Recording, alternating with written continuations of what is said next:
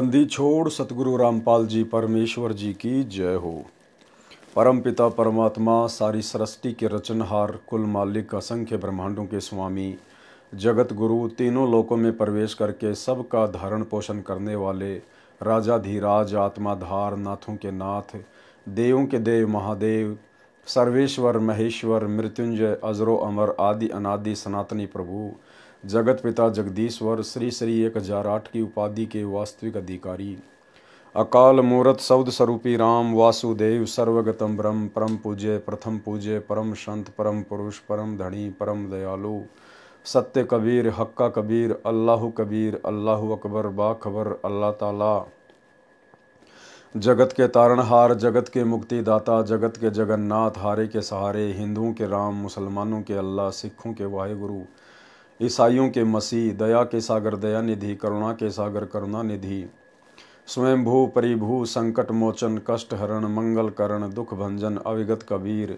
निर्विकार निर्विषम परमात्मा अलय अलेख सतगुरु आदि अनादि सतगुरु असली मर्यादा पुरुषोत्तम असली राम असली कृष्ण असली घनश्याम असली मुरारी राजाओं के राजा महाराजाओं के महाराजा शहंशाहों के शहंशाह सम्राटों के सम्राट भगवानों के भगवान अल्लाहों के अल्लाह प्रभुओं के प्रभु मसीहों के मसीह सच्चे वाहिगुरु बाबाओं के बाबा पीरों के पीर सेठों के सेठ जगत सेठ सावड़सा सेठ सर्वगुण संपन्न अनंत कोटि कलाओं के स्वामी अनंत कोटि ब्रह्मांडों के नायक योगियों में महायोगी ध्यानियों में महाध्यानी सिद्धों में परम सिद्ध ज्ञानियों में तत्व ज्ञानी ब्रह्म ज्ञानी महाज्ञानी परम ज्ञानी सर्वश्रेष्ठ ज्ञानी विज्ञानी युवा कबीर समृद्ध कबीर असंवाद अमित ओझा सच्चे रहनुमा करीम अल्लाह सुबहान अल्लाह दुनिया के अंतिम पैगंबर 8 सितंबर 1951 से गांव धनाना जिला सोनीपत हरियाणा भारतवर्ष की पावन भूमि पे प्रकट रियल कल की भगवान श्री नारायण साकार हरि श्री बाबा साहेब गरीब निवाज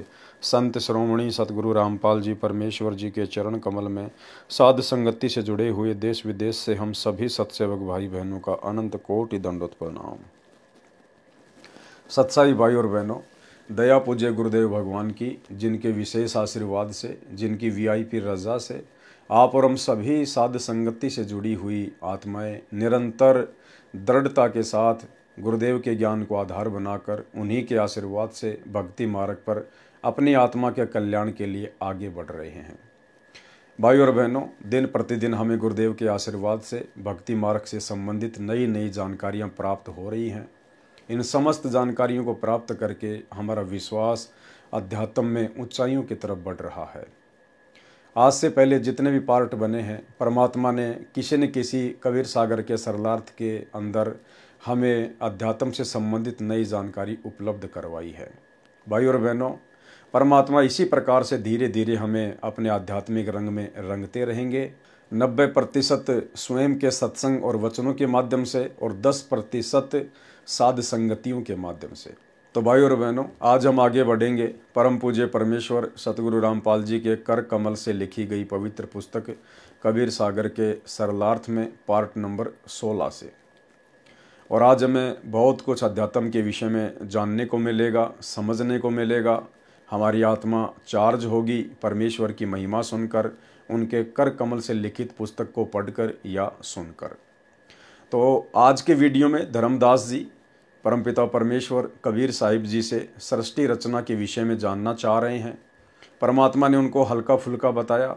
उसके बाद धर्मदास जी ने सोचा कि मेरा बेटा नारायण दास भी अगर परमात्मा के शरण में आ जाए तो उसका भी आत्म कल्याण हो जाए। लेकिन परमेश्वर को पता था कि धर्मदास तो काल के द्वारा भेजा गया दूत है, मृत्यु अंधा नाम का, ये मेरी शरण में नहीं आ सकता है। लेकिन धर्मदास की विशेष प्रार्थना पर परमात्मा ने उसको बुलवाया, लेकिन वो नहीं माना, परमात्मा से मुंह फेर कर खड़ा रहा। बाद में धर्मदास और आमिनी देवी को परमेश्वर कबीर जी ने उनके पुत्र नारायण दास की असलियत दिखाई। वो काल रूप दिखाया जिसको देखकर धर्मदास जी का अपने पुत्र से मोह भंग हुआ। परंतु आगे चलकर फिर अपने उसी पुत्र नारायण दास में धर्मदास जी का मोह होने लग गया। फिर कबीर परमेश्वर ने धर्मदास जी को धमकाया और आगे विस्तार से ज्ञान समझाया। तो अब हम आगे बढ़ते हैं भाई और बहनों। सृष्टि उत्पत्ति विषय प्रश्न तथा विवेचन।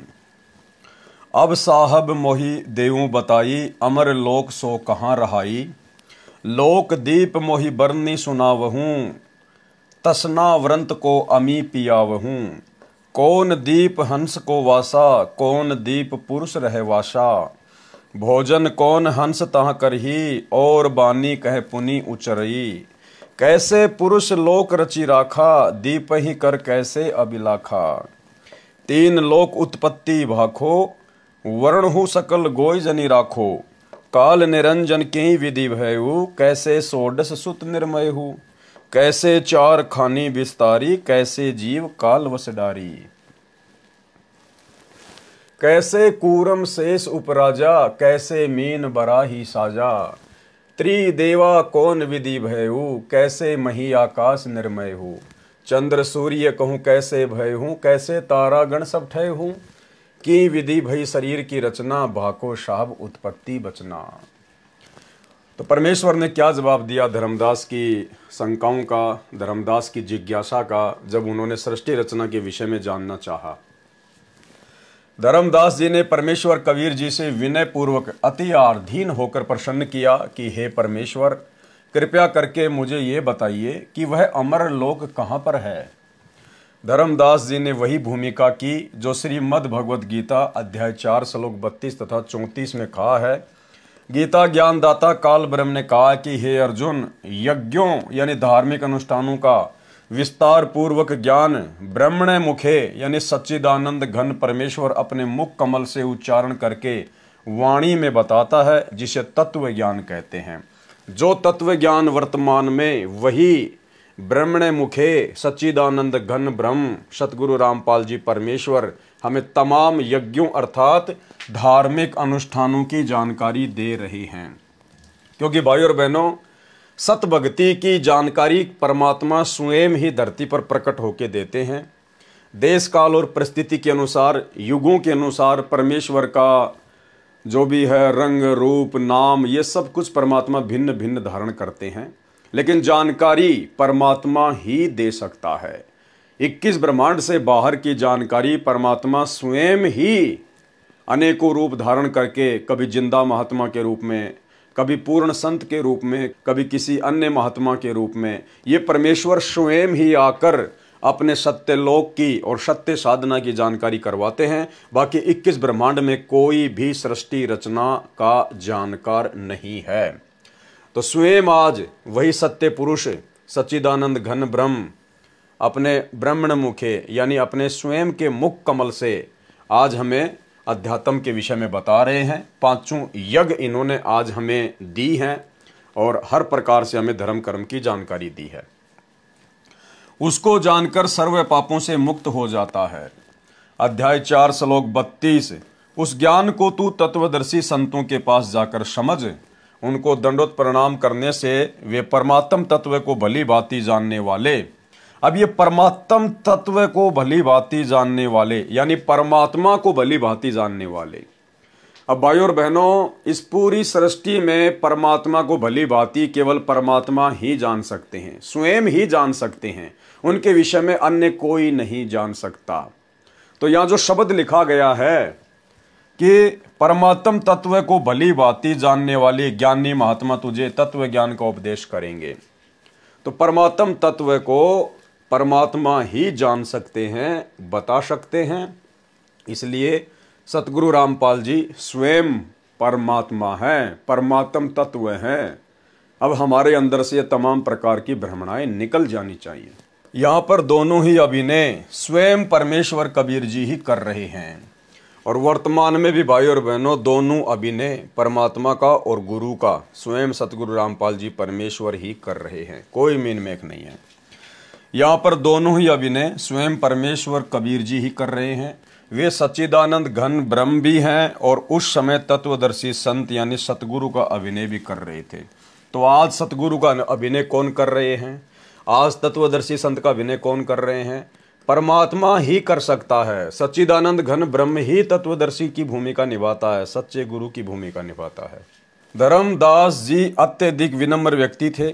सूक्ष्म वेद में कहा है, अति आधीन दीन हो प्राणी, वाकू कहना ये अकत कहानी। जिज्ञासु से कहिए कहिए, अनजिज्ञासु को भेद न दिए। धर्मदास तू अधिकारी पाया, ताते मैं कही भेद सुनाया। परमात्मा बोले धर्मदास, मुझे इस पृथ्वी पर केवल तुम ही अधिकारी हंस दिखाई दिए, इसलिए मैं आपको ये भेद बता रहा हूं, सुना रहा हूं। और आप और हम पिछली पीढ़ी वालों पे परमात्मा ने एक विशेष रजा करनी थी भाई और बहनों। आप और हमारे सामने परमात्मा ने इस गुप्त छुपे हुए ज्ञान को लाकर रखना था, इसलिए धर्मदास को माध्यम बनाकर परमात्मा ने आप और हमारे ऊपर विशेष रजा बख्शी है। धर्मदास जी ने विनम्र भाव से पूछा कि हे परमेश्वर, यानी धर्मदास जी अपने गुरु को बार बार परमेश्वर कह के संबोधित कर रहे हैं। परमेश्वर, आप और हमें शिक्षा लेनी है कि गुरु को परमेश्वर ही मानना है, परमेश्वर ही समझना है, गुरु परमेश्वर ही होते हैं। धर्मदास जी ने विनम्र भाव से पूछा कि हे परमेश्वर, मुझे बताएं वह अमर लोक कहां पर है। जो सत्य लोक और दीप आपने बताए हैं उनको विस्तार से बताने की कृपया करें। किस द्वीप में हंस यानी मुक्त जीव रहते हैं, जो काललोक से मुक्त होकर जाते हैं, वो कहाँ रहते हैं, कौन से द्वीप में रहते हैं। परमेश्वर यानी सत्य पुरुष का निवास किस लोक में है। सतलोक में जो भगत रहते हैं वे कैसा भोजन खाते हैं, कैसी भाषा बोलते हैं, यानी प्यार से रहते हैं या यहाँ की तरह छल कपट तथा गाली गलौज करते हैं। परमेश्वर ने कैसे लोक की रचना कर रखी है, द्वीपों की रचना करने की कैसी अभिलाषा यानी प्रेरणा हुई, 3 लोकों की रचना कैसे की, वह बताएं। मेरे से कुछ न छुपाएं, सब वृतांत सुनाएं। काल निरंजन की उत्पत्ति कैसे हुई, 16 पुत्रों की उत्पत्ति कैसे हुई, कैसे 4 खानी बनाई, किस प्रकार जीव काल के जाल में फंसे, कोरम तथा शेष की उत्पत्ति कैसे हुई, मीन बरहा तीनों देवताओं ब्रह्मा विष्णु महेश की उत्पत्ति कैसे हुई, कैसे मही यानी पृथ्वी तथा आकाश रचे, सूर्य चांद तथा तारों की रचना कैसे की। हे परमात्मा, शरीर आदि की रचना सहित सर्व ज्ञान सुनाओ ताकि मेरे मन की शंका समाप्त हो। भाई और बहनों, ये इतनी सारी जिज्ञासा, इतने सारे सवाल धर्मदास के अंदर परमात्मा कबीर जी स्वयं ही प्रेरित कर रहे थे, उनको प्रेरणा कर रहे थे, आप और हमारे लिए, पिछली पीढ़ी वालों के लिए, ताकि हमें कोई संशय ना रह जाए इस मोक्ष के प्राइम टाइम में। अनुराग सागर के पेज नंबर 13 का सारांश। छंद। आदि उत्पत्ति कहो सतगुरु, कृपया करी निज दास को, बचन सुदासु प्रकाश कीजिए, नाश हो यम त्रास को। एक एक बिलोय वर्णहूँ, दास मोहि निज जान के, सत्य वक्ता सतगुरु तुम, कहूँ मैं निश्चय मान के। सोरठा। निश्चय वचन तुम्हार, मोहि अधिक प्रियता हिते, लीला अगम अपार, धन्य भाग दर्शन दिए। धर्मदास जी कह रहे हैं, परमात्मा, मेरा बहुत ही अच्छा सौभाग्य जो मुझे आप प्राप्त हुए, आपने मुझे दर्शन दिए। भावार्थ। धर्मदास जी ने कहा कि हे सतगुरु जी, आप सत्य वक्ता हैं, जो स्पष्ट वचन आपने कहे हैं किसी ने नहीं कहे। मुझे अपना दास जानकर एक एक वचन विलोकर यानी पूर्ण विस्तार से बताएं। मेरे धन्य भाग हैं कि मुझे आपके दर्शन हुए। कबीर वचन। धर्मदास अधिकारी पाया, ताते मैं कही भेद सुनाया। अब तुम सुनहु आदि की बानी, भाषो उत्पत्ति प्रलय निशानी। सृष्टि के आदि में यानी शुरुआत में क्या था, परमात्मा हल्का फुल्का बता रहे हैं। तब की बात सुनहु धर्मदासा, जब नहीं मही पताल आकाशा, जब नहीं कूरम्ब बरा और शेषा, जब नहीं सारद गौरी और गणेशा, जब नहीं हते निरंजन राया, जिन जीवन कह बांधी झुल्हाया। 33 कोटि देवता नाही, और अनेक बताऊं काहीं, ब्रह्मा विष्णु महेश न तैया, शास्त्र वेद पुराण न कहिया। तब सब रहे पुरुष के माही, जो बट वृक्ष मध्य रह छाई। छंद। आदि उत्पत्ति सुनहु धर्मनी, कोई न जानत ताही को, सब ही भो बिस्तर पाछे, साख देऊ मैं काही को। वेद चारू नाही जानत, सत्य पुरुष कहानियां। वेद चारू नाही जानत, सत्य पुरुष कहानियां। वेद को तब मूल नाही, अकत कथा बखानियां। निराकार रते वेद आदि भेद जाने नहीं, पंडित करत उछेद मते वेद के जग चले। भावार्थ। अनुराग सागर के पेज नंबर 13 की 7वीं पंक्ति से 20वीं पंक्ति में अंकित चौपाइयों में परमेश्वर कबीर जी ने कहा है कि हे धर्मदास, तू इस तत्व ज्ञान को सुनने का अधिकारी मिला है, इसलिए तेरे को ये ज्ञान बताया। अब तेरे को आदि यानी प्रारंभ की रचना का ज्ञान करवाता हूँ। सृष्टि की आदि में क्या था, यानी जिस समय कुछ भी रचना नहीं हुई थी, परमपिता परमेश्वर सत्य पुरुष कबीर जी अकेले ही थे। उस समय की बातें और उसके आगे की बातें परमात्मा हल्का फुल्का बता रहे हैं। हे धर्मदास, उस समय की बात सुन, जिस समय न तो पृथ्वी थी, न आकाश तथा पाताल बने थे, न तब कूरंभ, शेष और बरहा थे, न शारदा, पार्वती तथा गणेश की उत्पत्ति हुई थी। उस समय ज्योति स्वरूपी काल निरंजन भी नहीं जन्मा था, जिसने जीवों को कर्मों के बंधन में बांध रखा है।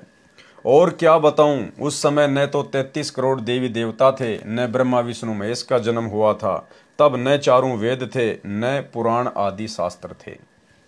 तब सब रहे पुरुष के माही, ज्यों वट वृक्ष मध्य रहे बीज में छुपाई। उस समय सर्व रचना परमेश्वर यानी सत्य पुरुष के अंदर ही थी। जैसे वट वृक्ष यानी वड़ का वृक्ष बीज में जो राई के दाने के समान होता है, छुपा होता है, ऐसे सर्व रचना परमेश्वर में बीज रूप में रखी थी। परमेश्वर को भगलीगर भी कहा जाता है। जैसे एक जादूगर अर्थात भगलीगर अपने मुख में एक कांच की छोटी सी गोली डालता है, फिर मुख से आधा किलोग्राम का पत्थर निकाल देता है। इसी प्रकार परमात्मा ने सर्व रचना अपने वचन से अपने शरीर के अंदर से बाहर निकाली है। हे धर्मनी, आदि यानी सर्वप्रथम वाली रचना सुनाता हूँ, जिसको कोई नहीं जानता, और जो मैं बताने जा रहा हूँ उसका साक्षी यानी साक्षी किसे बनाऊं, क्योंकि सब उपरोक्त देवता तथा पृथ्वी, आकाश आदि आदि बाद में उत्पन्न किए हैं। आदि की उत्पत्ति का स्पष्ट वर्णन वेदों में भी नहीं है। वेद भी सत्य पुरुष की सत्य कथा को नहीं जानते। जो 4 वेद काल निरंजन, जिसे भूल से निराकार मानते हैं, उसके सवासों से निकले थे।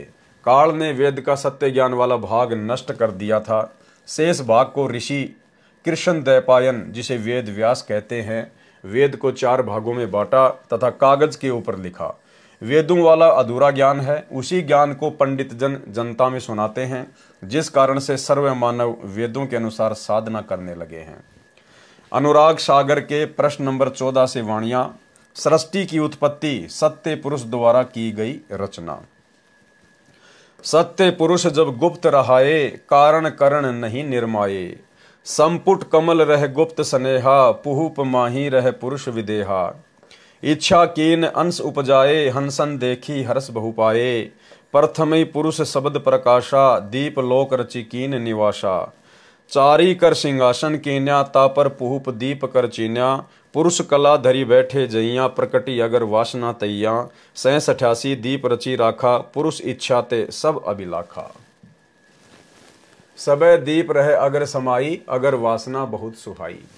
भावार्थ वाणी नंबर 1। सत्य पुरुष अर्थात अविनाशी परमेश्वर गुप्त रहते थे। उस समय कुछ भी रचना नहीं थी, न सतलोक की, न अलख लोक की, न अगम लोक की, न अनामी लोक की, कोई भी रचना नहीं थी। वाणी नंबर 2। एक असंख्य पंखुड़ी का कमल का फूल था, उसके ऊपर परमेश्वर विराजमान थे। परमात्मा विदेह है, निराकार नहीं है। विदेह का अर्थ शरीर रहित यहाँ नहीं है। जैसे धर्मदास जी को कबीर परमेश्वर जी ने कहा था कि मैं विदेह हूँ, इसलिए आपका भोजन नहीं खाऊंगा।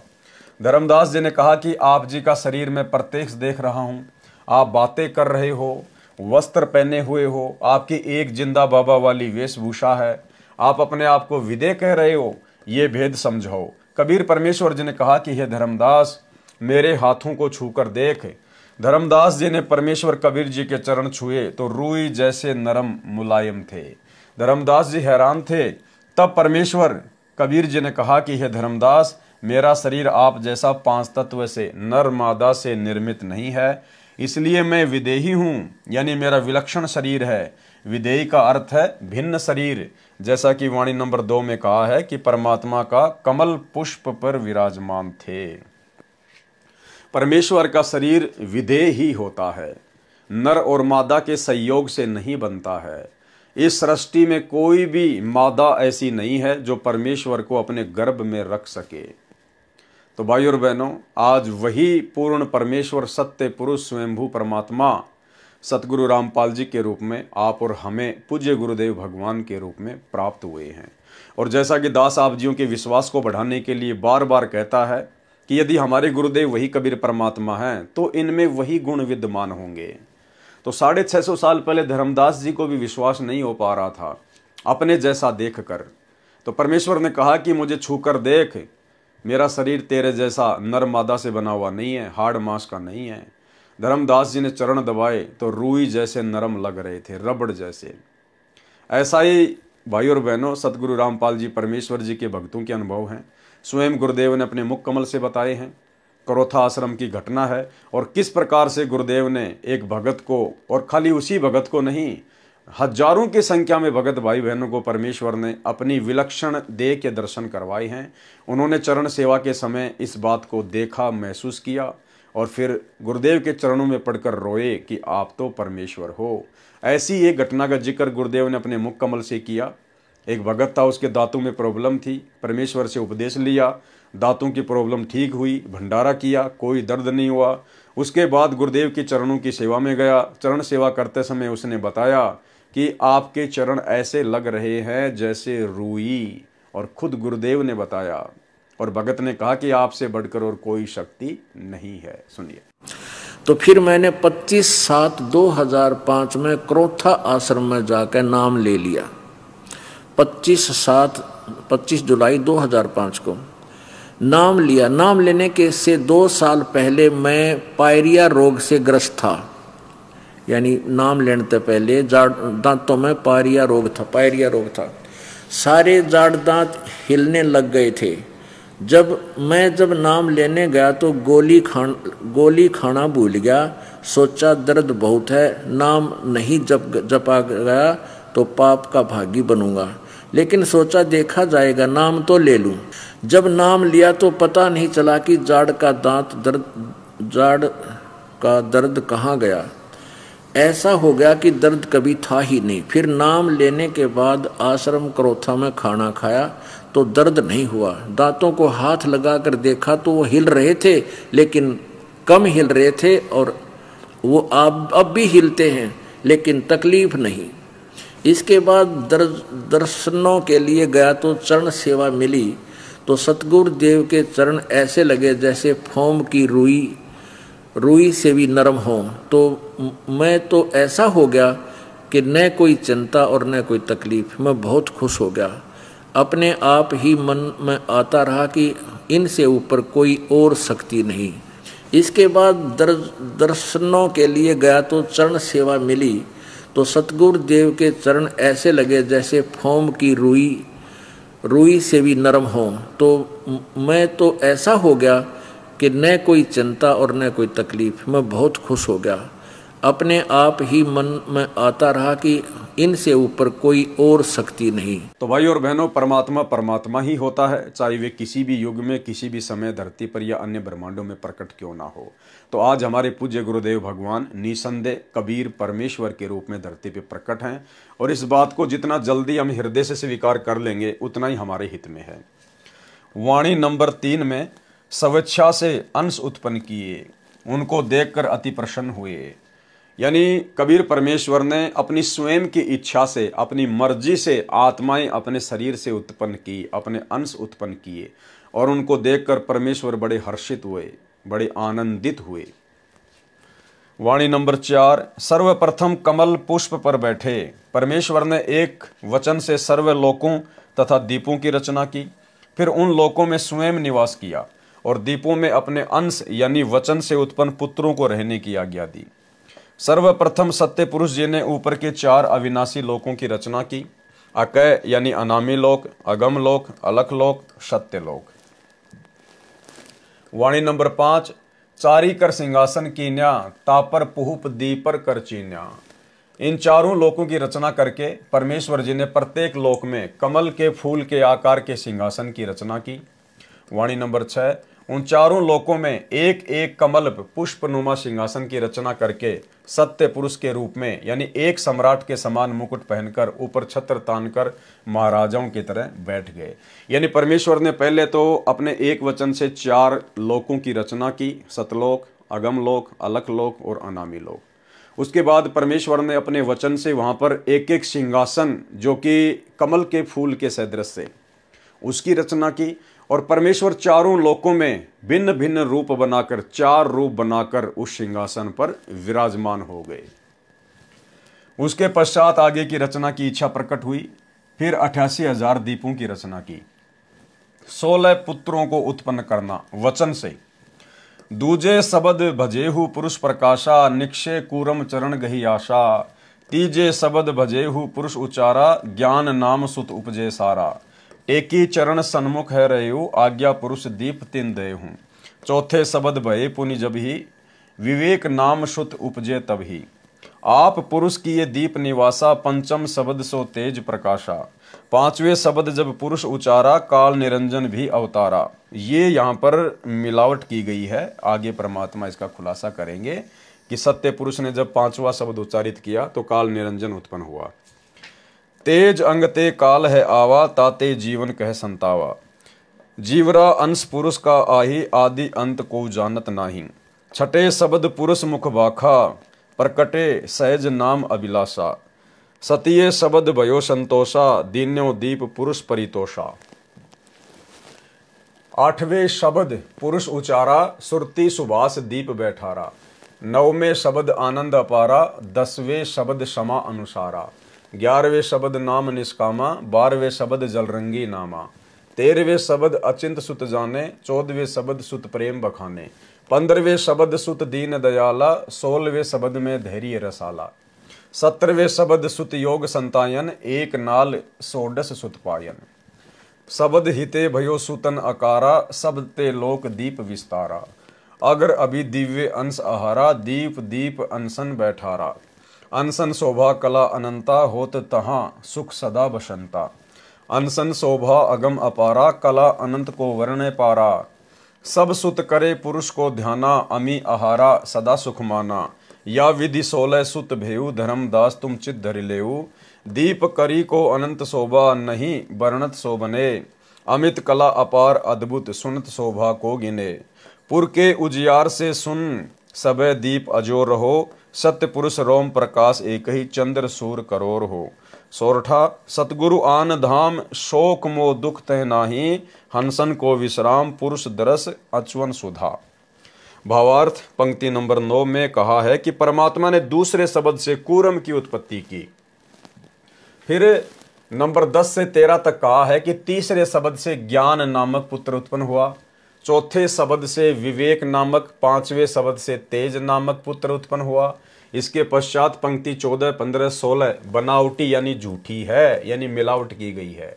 क्योंकि पंक्ति नंबर 13 में वाणी स्पष्ट करती है, आप पुरुष रहे दीप निवासा, पंचम शब्द तेज प्रकाशा। भावार्थ है कि परमात्मा ने स्वयं अपने दीप में बैठे बैठे वहां से 5वां शब्द उच्चारण करके 5वां पुत्र तेज उत्पन्न किया। पंक्ति नंबर 14, 5वें शब्द पुरुष उच्चारा, काल निरंजन भो अवतारा। ये मिलावट है। पंक्ति नंबर 16, तेज अंग ते काल है आया, ताते जीवन कहे सतावा। ये भी मिलावट है। और ये भी मिलावट है, जीवन अंश पुरुष का आही, आदि अंत कोई जानत नहीं। अब गुरुदेव भगवान बता रहे हैं कि सही क्या है। भावार्थ पंक्ति नंबर 14 से 16 तक बनावटी वाणी बनाकर अज्ञानता स्पष्ट की है। जब 13वीं पंक्ति में स्पष्ट है कि 5वें शब्द से परमात्मा ने तेज की उत्पत्ति की, फिर पंक्ति नंबर 14 से 16 में यह कहना कि तेज से काल निरंजन का जन्म हुआ, कितनी मूर्खता है। काल निरंजन को तेज का पुत्र सिद्ध कर दिया, जो गलत है। इस प्रकार तो 13 सुत बनते हैं, जो गलत है। दूसरा प्रमाण यह है कि पंक्ति नंबर 9 से 13 तथा 17 से 23 तक अनुराग सागर के पेज नंबर 14 में तथा पेज नंबर 15 पर प्रथम पंक्ति में प्रत्येक पुत्र के विषय में एक एक वचन से उत्पत्ति कही है। तो पंक्ति नंबर 13 में स्पष्ट है, तेज की उत्पत्ति 5वें शब्द से परमेश्वर जी ने की। फिर तेज से काल निरंजन की उत्पत्ति बताना बनावटी वाणी का प्रत्यक्ष प्रमाण है। वास्तव में परमेश्वर जी ने 17 शब्दों से रचना की, जो प्रथम चरण में की थी। एक वचन से सर्वलोक तथा लोकों में भिन्न भिन्न दीप बनाए। फिर 16 वचनों से 16 पुत्रों की रचना की। दूसरे चरण में अक्सर पुरुष को मानसरोवर में सोए हुए को जगाने तथा निकालने के लिए सत्य पुरुष जी ने अमृत जल से एक अंडा वचन से बनाया तथा उस अंडे में वचन से एक आत्मा प्रवेश की। अंडे का आकार बहुत बड़ा था, उसको सरोवर के जल में छोड़ दिया। उसकी गड़गड़ाहट की आवाज सुनकर अक्सर पुरुष निंद्रा से जागा और अंडे की ओर कोप से देखा, यानी क्रोध से देखा। उस क्रोध से अंडा फूट गया, उसमें से ज्योति निरंजन यानी काल निरंजन निकला। उन दोनों को अक्षर पुरुष तथा काल निरंजन, जिनको गीता अध्याय 15 श्लोक 16 में क्षर पुरुष तथा अक्षर पुरुष कहा है, उनको अचिंत के द्वीप में रहने की आज्ञा दी। फिर काल निरंजन ने 3 बार 70 युग तथा 64 युग तपस्या करके ये 21 ब्रह्मांड का क्षेत्र प्राप्त किया। विस्तृत सृष्टि रचना कृपया पढ़े इसी पुस्तक के पेज नंबर 603 से 670 तक। यदि प्रमाण देखना है तो कबीर सागर के अध्याय सप्तम वेद बोध पेज नंबर 90 से 92 तक तथा सर्वज्ञ सागर के पेज नंबर 137 तथा अध्याय कबीर बानी के पेज नंबर 117, 119 तथा 123 पर पढ़ें। काल निरंजन की उत्पत्ति अंडे से हुई थी। अनुराग सागर पेज नंबर 12 से 68 का सारांश। अनुराग सागर अध्याय में पेज नंबर 12 से 68 तक सृष्टि की रचना तथा काल के साथ वार्ता संबंधी अमृत ज्ञान है। यथार्थ रूप से सृष्टि रचना का ज्ञान पढ़ें इसी पुस्तक के अंदर लिखे पेज नंबर 603 से 670 तक। अनुराग सागर पेज नंबर 69 से 110 तक 3 युगों में सतयुग, त्रेतायुग, द्वापर में प्रकट होकर जीवों को शरण में लेने का प्रकरण है। जगन्नाथ मंदिर की स्थापना का गलत वर्णन है। इसमें बहुत मिलावटी तथा बनावटी वाणी है जो गलत है। यथार्थ प्रसंग पढ़ें इसी पुस्तक के प्रश्न नंबर 473 से 516 तक अध्याय कबीर चरित्र बोध के सारांश में। अनुराग सागर के पेज नंबर 110 से 141 तक परमेश्वर कबीर जी का कलयुग में प्रकट होना, धर्मदास जी को शरण में लेना, 42 वंश तथा 12 पंथों के विषय में वाणियां हैं जो कुछ ठीक कुछ बनावटी हैं। यथार्थ ज्ञान पढ़ें इसी पुस्तक के ज्ञान सागर के सारांश में। शीर्षक धर्मदास जी की वंश परंपरा के बारे में पेज नंबर 77 से 80 तक जो हम पहले पढ़ चुके हैं। अनुराग सागर पेज नंबर 142 से 150 तक सतगुरु की महिमा बताई है। प्रश्न नंबर 150 से 152 पर कमलों की जानकारी है। संपूर्ण कमलों का ज्ञान पढ़ें इसी पुस्तक के पेज नंबर 152 से 161 तक यानी आगे। प्रश्न नंबर 152 से 155 तक मन के द्वारा पाप कर्म करवाकर जीव को दोषी बनाने के विषय में है। पेज नंबर 155 से 160 तक सामान्य ज्ञान है। पेज नंबर 160 से 163 तक संत तथा हंस के लक्षण के बारे में है। पेज नंबर 115 अनुराग सागर में धर्मदास जी के ज्येष्ठ पुत्र नारायण दास के विषय में ज्ञान है। अब आगे का जो प्रकरण है भाई और बहनों, वो नारायण दास को धर्मदास और उसकी पत्नी आमिनी के कहने पर परमेश्वर जी के द्वारा समझाने का है। नारायण दास को काल का दूत बताना। अनुराग सागर पेज नंबर 115 का सारांश। परमेश्वर कबीर जी ने धर्मदास जी को सत्य ज्ञान समझाकर तथा सत्य लोक में ले जाकर अपना परिचय देकर धर्मदास जी के विशेष विनय करने पर उनको दीक्षा मंत्र दे दिए। प्रथम मंत्र में कमलों के देवताओं के जो जाप मंत्र हैं वे दिए जाते हैं। धर्मदास जी उन देवों को इष्ट रूप में पहले ही मानता था, परंतु अब ज्ञान हो गया था कि ये इष्ट रूप में पूज्य तो नहीं है परंतु साधना का एक अंग है। धर्मदास की खुशी का कोई ठिकाना नहीं था। उसने अपने परिवार का कल्याण करना चाहा। धर्मदास जी के साथ उसकी पत्नी आमिनी देवी दीक्षा ले चुकी थी। केवल इकलौता पुत्र नारायण दास ही दीक्षा बिना रहता था। धर्मदास जी ने परमात्मा कबीर जी से अपने पुत्र नारायण दास को शरण में लेने के लिए प्रार्थना की। अब धर्मदास ने परमेश्वर जी से क्या प्रार्थना की? धर्मदास वचन। हे प्रभु तुम जीवन के मूला, मेटऊं मोर सकल तनसूला। आही नारायण पुत्र हमारा, सौंपहूं ताही शब्द टकसारा। इतना सुनत सदगुरु हंसी दीन्या, भाव प्रकट बाहर नहीं कीन्या। धर्मदास जी ने परमेश्वर कबीर जी से प्रार्थना की कि हे प्रभु जी, आप सर्व प्राणियों के मालिक हैं। मेरे दिल का एक सूल यानी कांटे का दर्द दूर करें। मेरा पुत्र नारायण दास है, उसको भी टकसार शब्द यानी वास्तविक मोक्ष मंत्र देने की कृपा करें। जब तक नारायण दास आपकी शरण में नहीं आता तब तक मेरे मन में सूल यानी कांटे जैसा दर्द बना है। धर्मदास जी की बात सुनकर परमात्मा अंदर ही अंदर हंसे, क्योंकि मालिक को पता था कि यह काल का दूत है, मेरे पंथ को नष्ट करने के लिए काल ने भेजा हुआ है। हंसी को बाहर प्रकट नहीं किया। कारण यह था कि परमेश्वर कबीर जी तो जानी जान है, अंतर्यामी हैं। उनको पता था कि काल का मुख्य दूत मृत्यु अंधा ही नारायण दास रूप में धर्मदास के घर पुत्र रूप में जन्मा है। यानी धर्मदास का पुत्र नारायण दास जो था वो मृत्यु अंधा नाम का काल का दूत था, काल के द्वारा भेजा गया दूत। कबीर परमेश्वर वचन, धर्मदास तुम बोलाओ तुरंता, जेही को जानूं तुम सुदंता। कि भाई अपने पुत्र नारायण दास को जल्दी से बुलवा लो। धर्मदास तब सब ही बुलावा, आए कसम के चरण टिकावा। धर्मदास ने आड़ोसी पाड़ोसी रिश्तेदार सबको बुला लिया नाम उपदेश के लिए। चरण गहो समरथ के आई, बहुरी न भव जल जन्मो भाई। कि भाई परमात्मा आए हुए हैं, इनकी शरण ले लो, ये समर्थ है, दोबारा जन्म नहीं मिलेगा, दोबारा ये मौका नहीं मिलेगा। इतना सुनत बहुत जीव आए, धाय चरण सतगुरु लपटाए।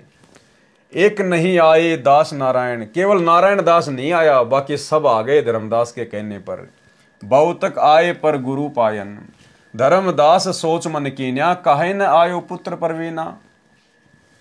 भावार्थ, कबीर परमेश्वर जी ने कहा कि हे धर्मदास अपने पुत्र को भी बुला ले, और जो कोई आपका मित्र या निकटवासी है उसको भी बुला लो, सबको एक साथ दीक्षा दे दूंगा।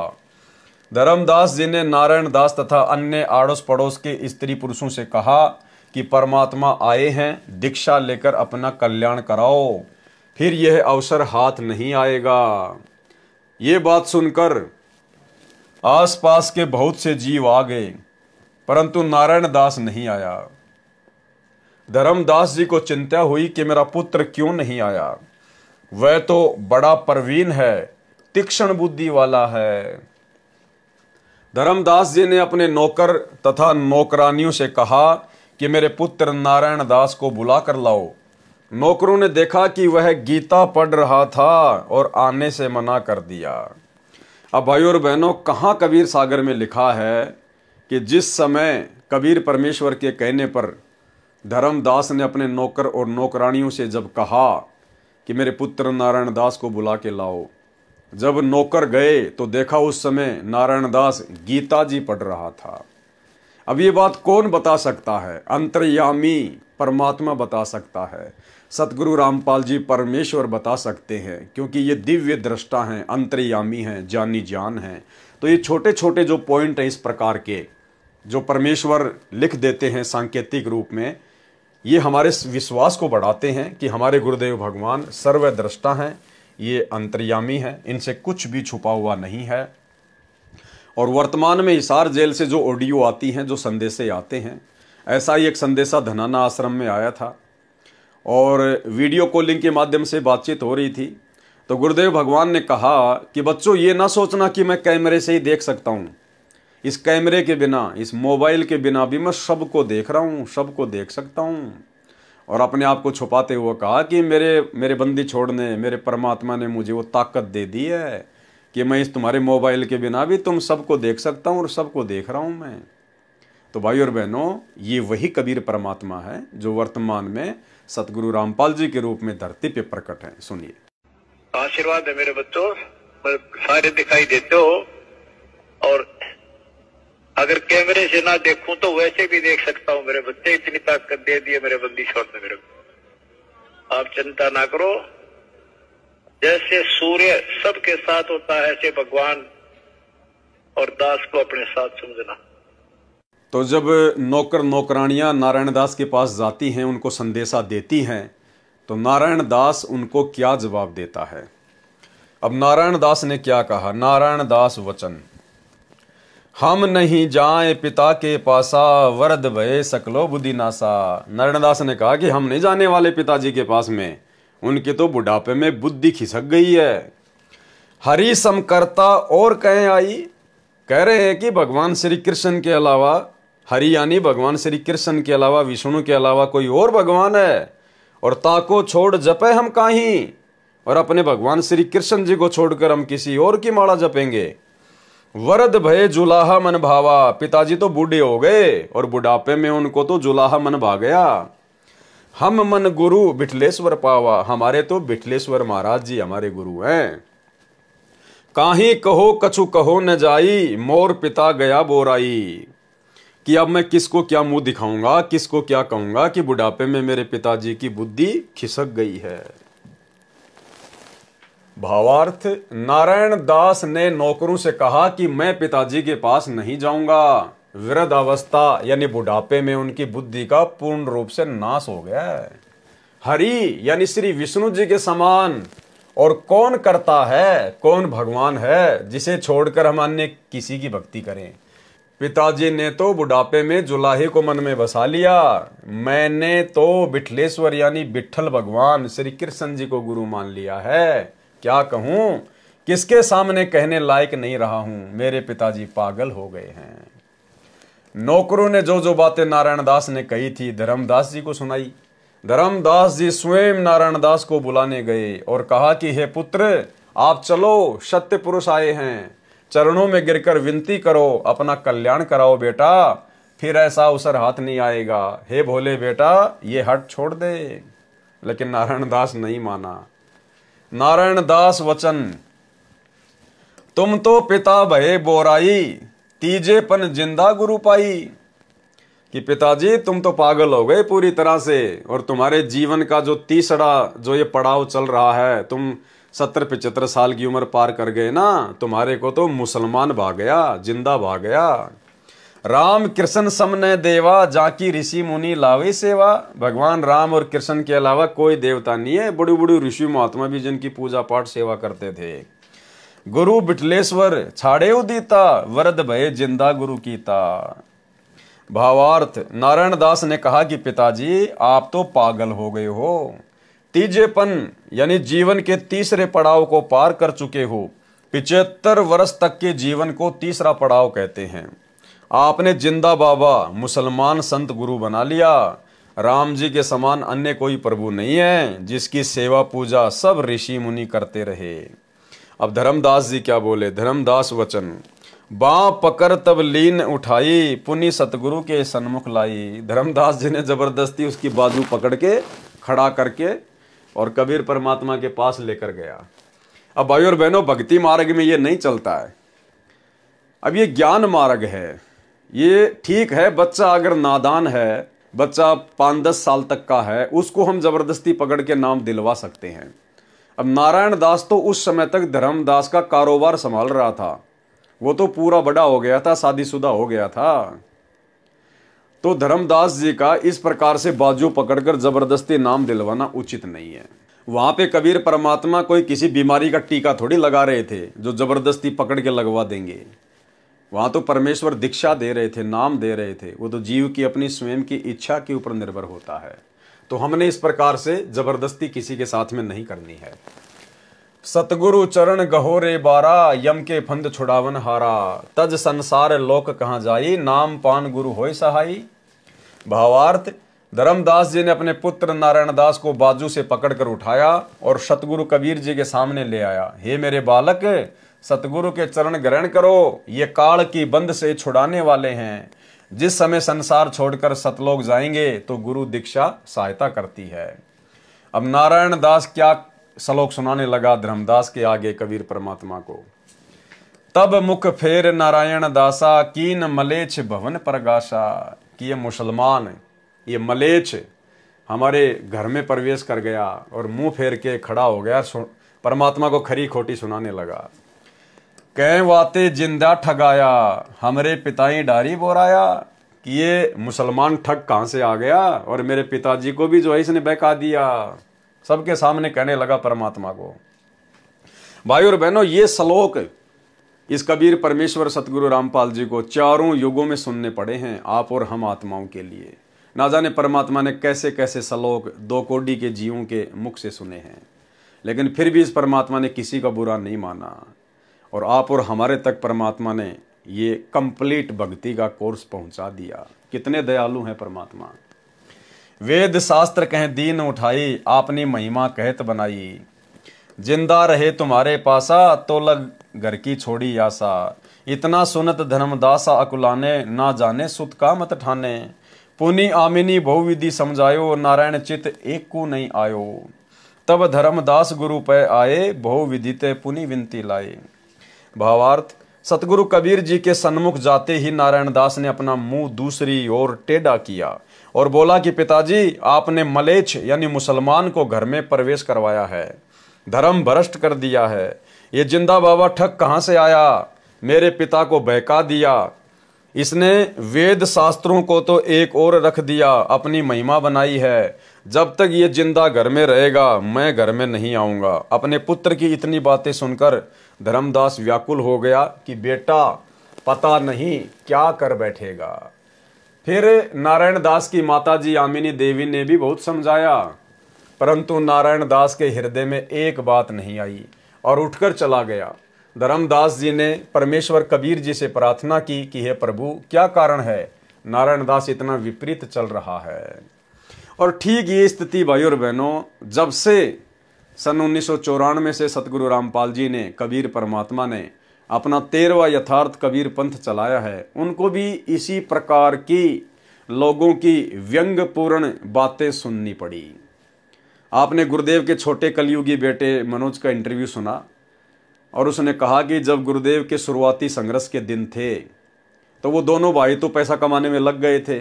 वो तो अपना लोगों को तेल बेच बेच के, राशन आटा दाल चावल की दुकान खोल के, वो तो सन 1998 में महीने का 1 से 1.5 लाख कमा रहे थे।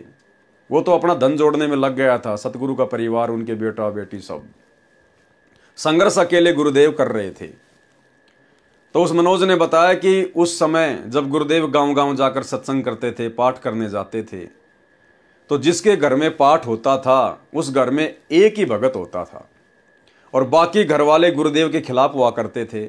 तो गुरुदेव को ऐसी जगह पर पाठ करने के लिए बोला करते थे जो बिल्कुल बेकार, जहाँ पर भैंसें बंधा करती थी या भैंसों का चारा वगैरह डाला करते थे, थोड़ी सी जगह दे दिया करते थे गंदी संदी कि आप लोग यहाँ पर अपना पाठ करो, अपना सत्संग करो, क्या पाखंड करोगे तुम। तो मनोज ने बताया कि बाकी भगत तो बाद में आते थे, यानी संगत तो बाद में आती थी। हमारे पूज्य गुरुदेव भगवान सतगुरु रामपाल जी, वो भैंसों के चौथ करने की जगह, पेशाब करने की जगह परमात्मा अपने हाथों से उसको साफ किया करते थे। अपने हाथों से वहां के जाले वाले उतारा करते थे मकड़ी के, यानी पूरी जगह को गुरुदेव साफ किया करते थे। और उसके बाद जब सारा सब कुछ सेट हो जाता था, सत्संग करने की जगह, पाठ करने की जगह, बाकी संगत तो उसके बाद में आती थी। तो भाई और बहनों, कितना कठिन संघर्ष गुरुदेव ने आप और हमारे लिए किया। और उनके उन संघर्ष के दिनों में ना उनके परिवार ने साथ दिया, जबकि गुरुदेव का बड़ा बेटा वीरेंद्र तो शादीशुदा था उस समय, लेकिन फिर भी गुरुदेव के परिवार ने उनका साथ नहीं दिया, उनका पैर ही खींचा करते थे। और 1998 तक गुरुदेव ने जो संघर्ष किया, 94 से 98 तक, ऐसा ही नहीं है।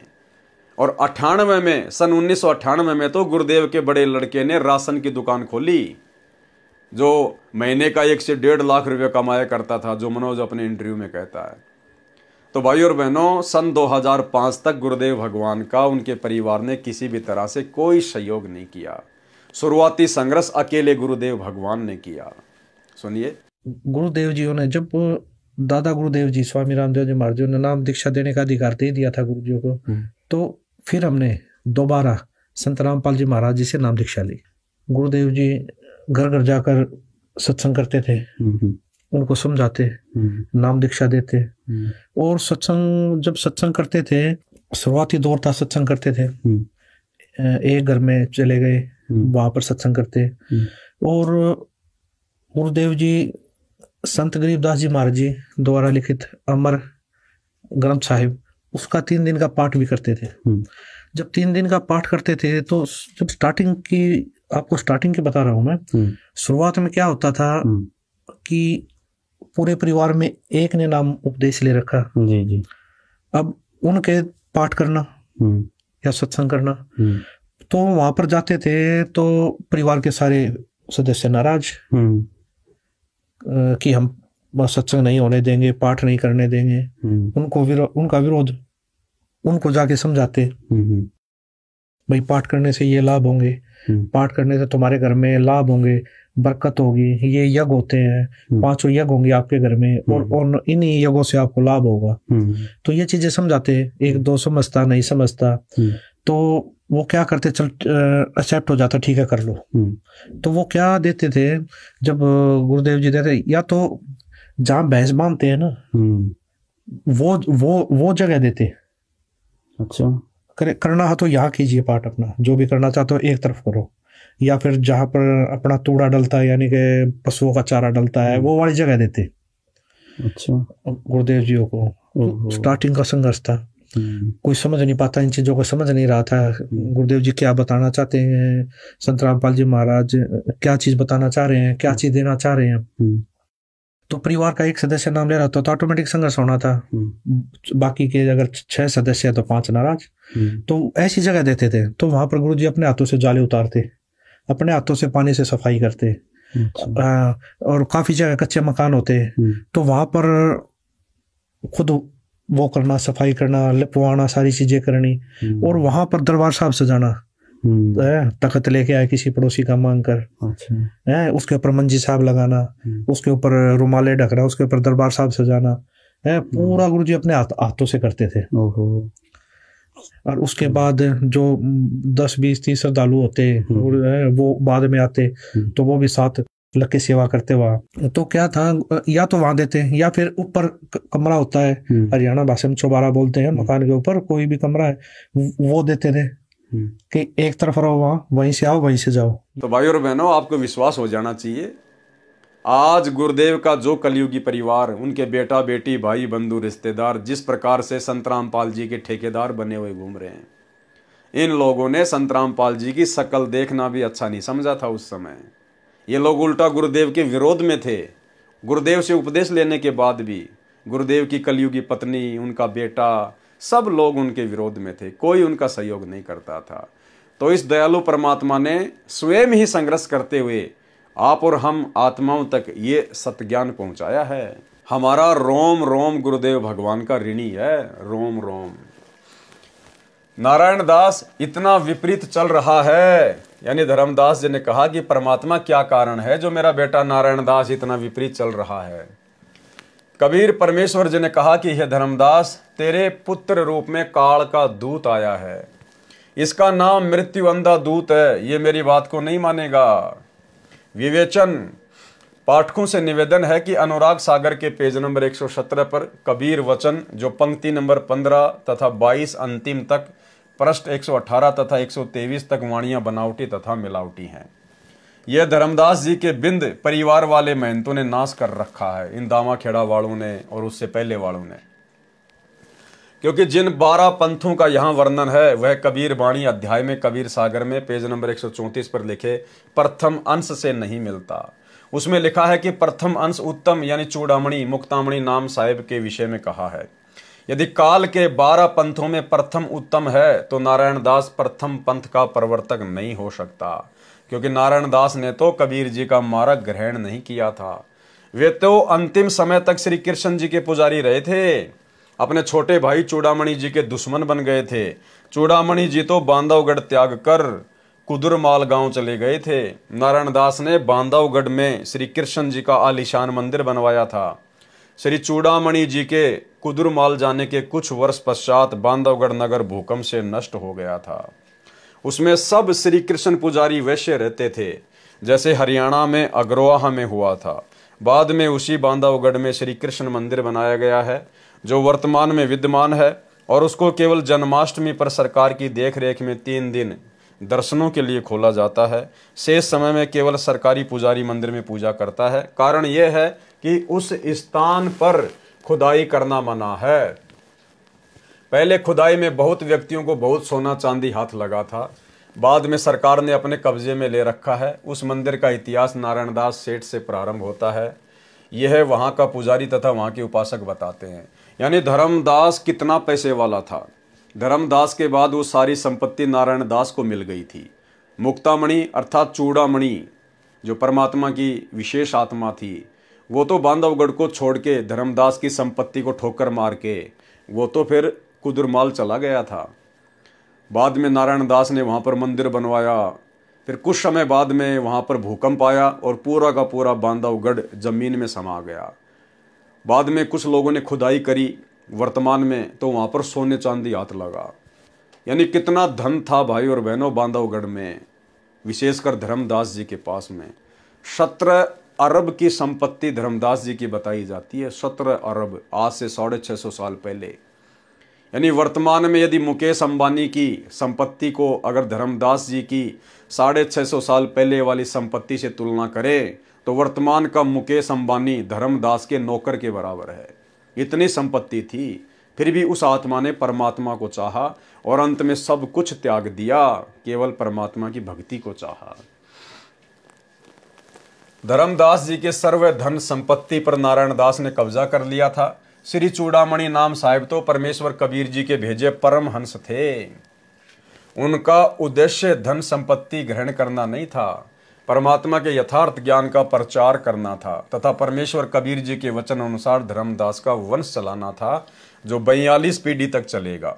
वर्तमान में 14वीं पीढ़ी चल रही है। चूड़ामणि की वंश गद्दी परंपरा में 6ठी पीढ़ी वाले ने वास्तविक भक्ति विधि तथा भक्ति मंत्र त्याग कर काल के 12 पंथों में भी 5वां टकसारी पंथ है, उसके बहकावे में आकर टकसारी पंथ वाली आरती चौका तथा 5 नाम अजर नाम, अमर नाम, अमी नाम आदि आदि शुरू कर दिए थे, जो वर्तमान में दामाखेड़ा छत्तीसगढ़ में गद्दी परंपरा वाले 14वें महंत श्री प्रकाश मुनि नाम साहिब प्रदान कर रहे हैं। अधिक जानकारी के लिए अनुराग सागर के पेज नंबर 138 से पृष्ठ 142 तक विस्तृत ज्ञान पढ़ें आगे। धर्मदास जी के दूसरे पुत्र चूड़ामणि की उत्पत्ति। उसके बाद में परमात्मा ने धर्मदास जी को अच्छे से समझाया कि भाई ये तो काल का दूत है और काल के दूत का वंश नहीं चलता है। तो धर्मदास जी को चिंता होगी कि परमात्मा एक तरफ तो आपने मेरी 42 पीढ़ी तक का मुझे वचन दे दिया कि तेरी 42 पीढ़ी चलेंगी, अब आप कह रहे हो कि नारायण दास का वंश नहीं चलेगा, तो फिर 42 पीढ़ी कहाँ से चलेंगी। तब फिर परमात्मा ने उस घर में चूड़ामणि वाली आत्मा को भेजा और आगे धर्मदास जी का वंश चलवाया। धर्मदास जी के दूसरे पुत्र चूड़ामणि की उत्पत्ति। अनुराग सागर पेज नंबर 124 का सारांश। धर्मदास वचन। हे प्रभु तुम जीवन के मूला, मेटो मोर सकल दुख शूला, आही नारायण पुत्र अमारा, अब हम तह कर दीन्या निकारा, काल अंश गह जन्मों आई, जीवन काज होए दुखदाई। धन सतगुरु तुम मोहि लखावा, काल अंश को भाव चिनावा। कि आपका धन्यवाद प्रभु, जो आपने मुझे नारायण दास का वास्तविक काल रूप दिखा दिया। पुत्र नारायण त्यागी हम दीन्या, मैंने इस पुत्र को त्याग दिया, तुमरो वचन मानी हम लीन्या। धर्मदास साहिब को अंश का दर्शन होना। धर्मदास विनय सिर लाई, साहिब कहो जीव सुखदाई, की विधि जीव तरे भवसागर, कई मोई हंसपति आगर, कैसे पंथ करो प्रकाशा, कैसे हंस ही लोक निवासा। दास नारायण सुत जो रैया, काल जान ताकई परिहरिया। अब साहिब देऊं राह बताई, कैसे हंसा लोक समाई, कैसे वंश हमरो चली है, कैसे तुमरो पंथ अनुसरी है। आगे जेते पंथ चलाई, ताते करो विनती प्रभु राई। भावार्थ। कुछ वाणी काटी गई है, इसलिए वह प्रसंग बताता हूं। धर्मदास जी को विश्वास नहीं हुआ कि नारायण दास वास्तव में काल का दूत है। तब कबीर परमेश्वर जी से व्याकुल तथा पुत्र मोह से ग्रस्त होकर कहा कि हे सतगुरु जी, आप जो कहते हैं वह गलत नहीं हो सकता, परंतु मेरा मन मुझे परेशान कर रहा है कि नारायण दास तो भगवान का परम भगत है, ये काल का दूत नहीं हो सकता। ऐसा करो गुरुदेव, मेरी शंका समाप्त हो। परमेश्वर कबीर जी ने कहा कि हे धर्मदास, आप नारायण दास को फिर बुलाओ और दोनों पति पत्नी तुम आओ। जैसे तैसे नारायण दास बुलाया।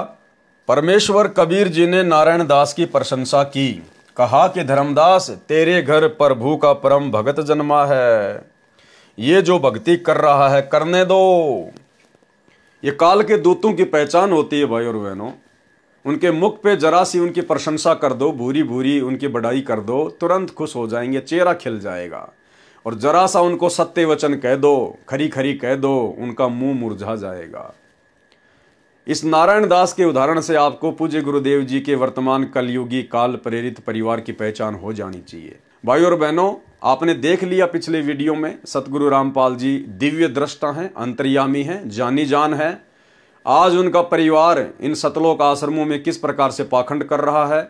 गांव वालों के लिए स्टेडियम बनाना, हॉस्पिटल बनाना, एम्बुलेंस चलाना, रोड ठीक करना, देह दान, रक्तदान, गुंडों की सीबीआई जांच, गुंडों की रैलियों में भक्तों को बैठाना, गुंडों को चंदे के रूप में पैसा देना, आरक्षणों में भक्तों को बैठाना, ये सारी ड्रामेबाजी अंतर्यामी परमात्मा हिसार जेल से बैठे बैठे देख रहे हैं। लेकिन वे अपने परिवार को कुछ बोल क्यों नहीं रहे? इसलिए नहीं बोल रहे क्योंकि ये काल के दूत हैं। गुरुदेव को पता है कि मेरी 90% संगत सात संगत वालों को छोड़कर जो इन आश्रमों में जाती है वो देखा देखी में चल रही है, उनको ज्ञान आधार नहीं है। और ऐसे में यदि मैंने मेरे परिवार को जरा भी खरी खरी कह दी, इनके द्वारा किए गए इन कुकर्मों के विषय में इनको धमका दिया, जो मर्यादा ये तोड़ रहे हैं, तो ये मेरी सारी की सारी संगत का सत्यानाश कर देंगे। तो परमात्मा चाहते हैं जैसे तैसे, मर्यादा तो इन्होंने तोड़ी रखी है, लेकिन जैसे तैसे ये एक जगह पड़े रहें और जैसे भी टूटी फूटी भक्ति कर रहे हैं मर्यादा तोड़ के, ये करते रहें। अगर मैंने मेरे परिवार को खरी खरी बातें कह दी तो उसके बाद ये परिवार फिर संगत का सत्यानाश कर देगा। और जब संगत को पता चलेगा कि गुरुजी ने अपने परिवार को, बेटा बेटियों को धमका दिया है, तो संगत भी आश्रमों में आना छोड़ देगी। और गुरुदेव को पता कि घर बैठ के ये भक्ति नहीं कर सकते। सत्सेवकों की तरह इस 90% संगत में वो बुद्धि विवेक नहीं है, ज्ञान आधार नहीं है कि ये घर बैठ के गुरु को इष्ट मानकर भक्ति कर सकें। इसलिए भाई और बहनों, परमात्मा ने इस 90% संगत को और शतलोक आश्रम मैनेजमेंट हरियाणा को एक ही रस्सी से बांध के पटका हुआ है कि ये दूसरे पंथों में जाएंगे, कहीं और भक्ति छोड़ के जाएंगे, अपना जीवन बर्बाद करेंगे, सत्यानाश करेंगे। इससे अच्छा है ये एक जगह पर बंध के पड़े रहें। तो ये काल के दूत की पहचान बताई परमात्मा ने। परमेश्वर कबीर जी ने नारायण दास की प्रशंसा की, कहा कि धर्मदास तेरे घर प्रभु का परम भगत जन्मा है, ये तो भक्ति कर रहा है, करने दो। यानी उस काल के दूत को भी परमात्मा ने परम भगत बताया।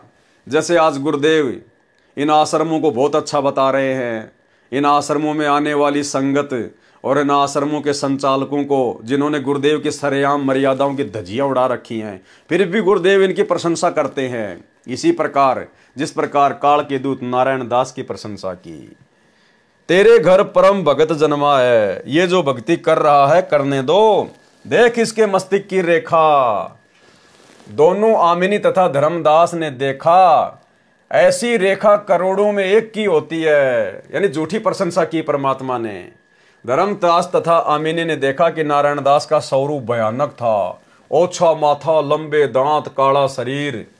उसके ऊपर नारायण दास के भौतिक शरीर का कवर था जो पहले हटता दिखा। और ये स्थिति गुरुदेव के बेटा बेटी, भाई बंधु, रिश्तेदारों की, इन कोऑर्डिनेटरों की है। भाई और बहनों, आज यदि परमात्मा ऐसा कोई चश्मा बना दे जिसको पहनकर ये देखा जा सके कि कौन भगत है, कौन काल का दूत है, तो गुरुदेव का पूरा परिवार आपको इसी प्रकार से लंबे लंबे दांत वाला, ओछे माथे वाला दिखाई देगा, क्योंकि ये काल के दूत हैं। जो पहले हटता दिखा फिर लिपटता दिखा, अपने पुत्र रूप में काल के दूत को आंखों देखकर धर्मदास तथा आमिनी देवी ने एक सुर में कहा कि जाओ पुत्र जाओ, जैसी भक्ति करना चाहो करो, परंतु घर त्याग कर मत जाना, लोग हमें जीने नहीं देंगे। यानी लोकलाज में फंसे हुए थे, क्योंकि उस समय भाई और बहनों ये पूरा का पूरा मूल ज्ञान, ये भक्ति का पूरा कोर्स नहीं था। जैसे तैसे परमात्मा ने उनको अपने अंग संग लगा के रखना था, और आप और हमारे लिए परमात्मा ने कबीर सागर की रचना करवानी थी। तो धर्मदास और आमिनी देवी ने लोकलाज में आकर क्या कहा उस काल के दूत को देखने के बाद भी, कि बेटा रहना तू घर में ही, घर छोड़ के मत जाना, अन्यथा लोग हमें जीने नहीं देंगे। अरे बाढ़ में जाओ लोग, हम लोगों को देख के भक्ति करेंगे क्या? जैसी भक्ति करना चाहो करो, परंतु घर त्याग कर मत जाना, लोग हमें जीने नहीं देंगे। नारायण दास चला गया। कबीर साहब ने कहा कि यह धर्मदास ये कहीं नहीं जाने वाला। अब ऊपर लिखी अनुराग सागर के पृष्ठ 124 की वाणियों का सरलार्थ करता हूं। भावार्थ, धर्मदास जी ने परमेश्वर कबीर जी से निवेदन किया कि हे प्रभु, आप तो सर्व प्राणियों के जनक हैं, मेरे मन की शंका दूर करो। नारायण दास तो काल का अंश है, ये तो मैंने दिल से उतार दिया, और पुत्र है नहीं, नारायण दास की संतान काल प्रेरित रहेगी। इस प्रकार तो मेरा वंश काल वंश होगा। आपने कहा कि मेरा वंश 42 पीढ़ी तक चलेगा। हे परमात्मा, ये तो काल का कुल होगा। आपने कहा है कि तू धर्मदास मेरे कबीर जी के पंथ को आगे बढ़ाना, सो वह कैसे संभव हो सकेगा? अनुराग सागर के पेज नंबर 125 का सारांश कबीर वचन। धर्मदास सुन शब्द सिखापन, कहो संदेश जानी हित आपन। नोत्तम सुरती पुरुष के अंसा, तुम गह प्रकट होई है वंसा। वचन वंश जग प्रकटे आई, नाम चूड़ामणि ताई कहाई। पुरुष अंश के नोत्तम वंशा, काल फंद काटे जीव संसार। कली यह नाम प्रताप धनमनी, हंस छूटे काल सो। सत्य नाम मन बीच दृढ़ गहे, सो निस्त्रे यमजाल सो। यम तासु निकट न आवही, जेही बंस की प्रतीति ती हो। कली काल के सिर पांदे, चले भवजल जीती हो। तुम सो कहो पुकार धर्मदास चित परखहु, तेही जीव लेई उबार, वचन जो वंश दृढ़ गहे। भावार्थ, परमेश्वर कबीर जी ने कहा कि तेरे घर में मेरे वचन से, तेरी पत्नी के गर्भ से एक पुत्र का जन्म 10वें महीने होगा, उसका नाम चूड़ामणि रखना। वैसे उसका नाम नोत्तम दास है। ये भाई और बहनों, नोत्तम दास अलग चीज है और नोत्तम सुरती अलग है। नोत्तम सुरती तो खुद कबीर परमात्मा है, और ये जो नोत्तम दास जो नाम लिखा है परमात्मा ने कि तेरे घर में जो आत्मा आएगी तो उसका नाम चूड़ामणि रखना, और वैसे उसका नाम नोत्तम दास है। तो परमात्मा ने चूड़ामणि जी को मिन्नी सतलोक से भेजा है, इसलिए मिन्नी सतलोक में उस आत्मा का नाम नोत्तम दास है। जैसे धर्मदास जी को परमात्मा ने मिन्नी सतलोक से भेजा था, तो मिन्नी सतलोक में धर्मदास जी का नाम है शुक्रत दास, वैसे उसका नाम नोत्तम दास है। मिन्नी सतलोक में, काललोक में भी परमेश्वर कबीर जी ने एक सतलोक की रचना की है। जैसे राजदूत भवन प्रत्येक देश में प्रत्येक देश का होता है, उसका प्रसिद्ध नाम सतगुरु लोक है। वहां से चूड़ामणि वाला जीव भेजा जाएगा, उसको मैं स्वयं दीक्षा तथा गुरुपद प्रदान करूंगा। अनुराग सागर के पेज नंबर 125 का सारांश। धर्मदास वचन। भावार्थ, धर्मदास जी ने कहा कि यदि उस अंश के एक बार दर्शन हो जाए तो मन का सब संशय समाप्त हो जाएगा, आपके वचन पर विश्वास हो जाएगा। कबीर परमेश्वर वचन। भावार्थ, परमेश्वर कबीर जी ने कहा कि हे मुक्तामणि, तू मेरा नामक अंश है। मेरे से शुक्रत ने यानी धर्मदास ने तेरे दर्शन का हट किया है। एक बार शिशु रूप में इसके आंगन में प्रकट हो और फिर वापस जाओ। सतगुरु लोक यानी मिन्नी सतलोक से धर्मदास जी वाली आत्मा आई थी, वहां पर इसकी आत्मा का नाम शुक्रत है। यानी धर्मदास भी मिन्नी सतलोक से ही भेजे गए थे, और मिन्नी सतलोक में धर्मदास की आत्मा का नाम शुक्रत है। उस लोक के हंस इसी नाम से जाने जाते हैं। सतगुरु लोक में जो हंस हैं वे पार नहीं हुए हैं, उनकी भक्ति अधूरी रहती है, वे अंकुरी हंस हैं। अब कलयुग की बिचली पीढ़ी, कलयुग 5505 वर्ष बीतने के पश्चात सन 1997 से प्रारंभ हुई है, पृथ्वी पर जन्म लेंगे। यदि मेरे रामपाल दास से दीक्षा लेंगे वे सर्व सतलोक चले जाएंगे। परमेश्वर कबीर जी के कहते ही एक शिशु धर्मदास के घर के आंगन में पृथ्वी से 1 फुट ऊपर दिखाई दिया। एक पैर का अंगूठा मुख में, एक को हिला रहा था, फिर तुरंत चला गया। धर्मदास तथा अमीनी देवी अति हर्षित हुए, परमेश्वर के चरणों में दंडवत प्रणाम किया। धर्मदास वचन। भावार्थ, हे परमात्मा, मेरी आयु अति वृद्ध हो चुकी है। उस समय धर्मदास जी की आयु लगभग 85 वर्ष की थी। आगे कैसे वंश चलेगा। कबीर वचन।